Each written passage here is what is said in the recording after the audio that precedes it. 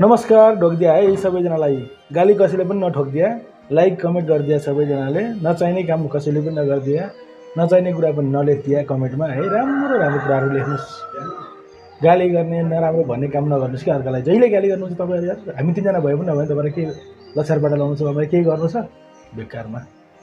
हामीले बारम्बार भनिरहेछ हामी तीनजना जहिले हो भनेर तपाईहरु नपत्याउनु किन नपत्याउनु पत्याउनु नपत्याउनु जेठो दाइ उता माइल दाइ म कान्छो भाइ बुझ्नुभयो गाली होइन नि फेरि कसैले पनि गाली गर्नु भने फेरि तातो रिस उठिरहेको छ है मलाई याद गर्नुहोस् फेरि सबैजनाले गाली गर्ने मान्छेलाई डाइलेक्ट दिए फेरि हाम्रो प्यारा प्यारा साथीलाई त गाली गरेको छैन हामीले राम्रो लेख्नुहुन्छ राम्रो बोल्नुहुन्छ नराम्रो जसले लेख्छ नराम्रो जसले सोध्छ त्यसको लागि